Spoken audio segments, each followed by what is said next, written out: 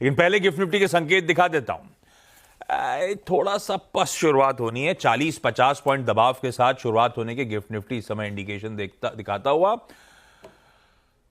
हॉर्माज global तो ठीक दिख रहा है, मुझे तो अच्छा ही दिख रहा था। खैर, कपड़ों का क्यूज से कोई लेना देना नहीं है हॉर्माज, लेकिन आपको सारा ग्लोबल संकेत बताएंगे। वीरू आपको निफ्टी 50 बैंक में कैसे आज स्ट्रेटेजाइज करना है उसमें मदद कराएंगे। पहले दिखा दीजिए क्विकली एशिया किस तरह का कामकाज हो रहा है। गिफ्ट निफ्टी पस्त है, एशिया मिला जुला है, और ओवरनाइट जो संकेत यूएस से आए वो बढ़िया थे। हम जब कल सेशन की समाप्ति कर रहे थे 3:30 बजे, जब हमारा क्लोज हुआ था तो 1/4 से आधा % यूएस फ्यूचर्स मजबूत थे।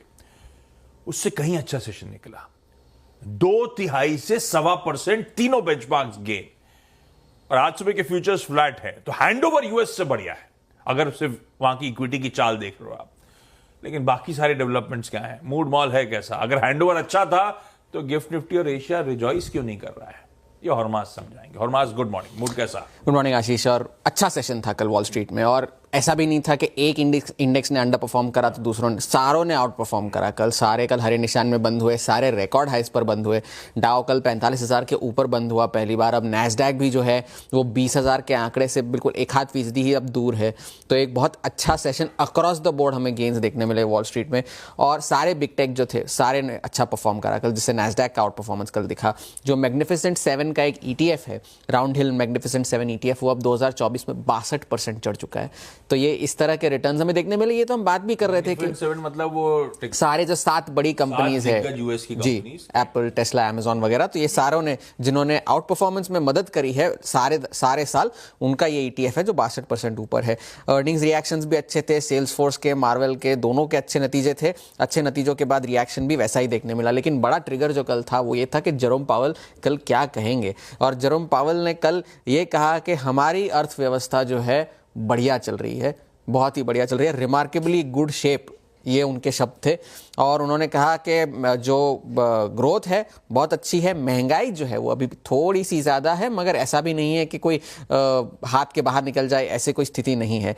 और अब हम एक जो है कॉशन के साथ आगे बढ़ेंगे न्यूट्रल रेट ढूंढने के लिए। न्यूट्रल रेट से इनका मतलब था कि ना कोई ऐसी ब्याज दर जिससे ना तो अर्थव्यवस्था को कोई बड़ा सहारा मिले या तो उससे कोई स्लो डाउन हो, उस तरह की एक ब्याज दर ढूंढने की वो कोशिश कर रहे हैं। मगर उन्होंने इस बार फेड क्या करेगा इस बारे में उन्होंने कुछ नहीं कहा। जैसे कहते हैं keeping your cards close to his chest, यही उन्होंने किया। और मगर क्योंकि उनके वजह भी है, क्योंकि 2 बहुत बड़े डेटा उन्हें अभी भी देखने हैं पॉलिसी से पहले। एक तो शुक्रवार को जो नॉन फार्म पेरोल्स का डेटा आएगा वो देखना है, क्योंकि पिछले महीने के 12,000 के बाद इस महीने के जो एडिशंस के आंकड़े एक्सपेक्टेशंस है वो 2,14,000 के हैं। ये नॉन फार्म पेरोल्स का डेटा एक्सपेक्ट कर रहा है। कल ADP के डेटा आए, मगर दूसरा बड़ा डेटा वो है महंगाई का डेटा जो अगले हफ्ते आएगा, वो देखना पड़ेगा। और मैक्रो में जो है ADP प्राइवेट पेरोल्स के डेटा है वो अनुमान से थोड़े से कमज़ोर थे, मगर इतने भी कोई ख़राब नहीं थे। और सर्विस सेक्टर एक्टिविटी जो है वो 56 से गिरकर 52 हुई। सर्विसेज PMI नहीं, सर्विस सेक्टर एक्टिविटी जो है वो गिरकर 52 हुई, मगर अभी भी एक्सपेंशन मोड में थी। तो वो एक डेटा है। अब ये तो रही यूएस की बात। अब दक्षिण कोरिया में जो घमासान चल रहा है, वहाँ के विपक्ष ने राष्ट्रपति के खिलाफ इम्पीचमेंट मोशन दायर कर दिया है, और अब वो देशद्रोह के चार्जेस भी लगाएंगे राष्ट्रपति और रक्षा मंत्री के ऊपर। खबर ये भी आ रही थी कि राष्ट्रपति ने रक्षा मंत्री को जो है बर्खास्त कर दिया है, नए रक्षा मंत्री को लाया है।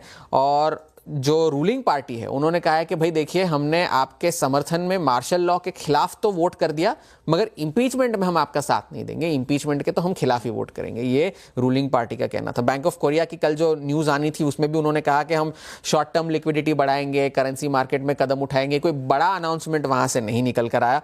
और मूडीज़ का कहना है कि अगर ये राजनीतिक संकट जो है वो सही वक्त पर जो है सुधारा नहीं गया तो काफ़ी बड़े कदम जो दक्षिण कोरिया को उठाने हैं उसमें दिक्कत हो सकती है, जिससे उसकी अर्थव्यवस्था को और नुकसान पहुंच सकता है, ये मूडीज का कहना था। अब दक्षिण कोरिया एक बात रही, फ्रांस में भी अब दूसरा राजनीतिक संकट आ गया, क्योंकि वहाँ की सरकार गिर गई। वहाँ की जो विपक्ष के नेता है उन्होंने एक और लेफ्ट की पार्टी के साथ गठबंधन करके अविश्वास प्रस्ताव पारित कर दिया प्रधानमंत्री के खिलाफ। तो अब नया प्रधानमंत्री लाना होगा फ्रांस में। और बजट को लेकर काफ़ी सारे जो है वो संकट थे।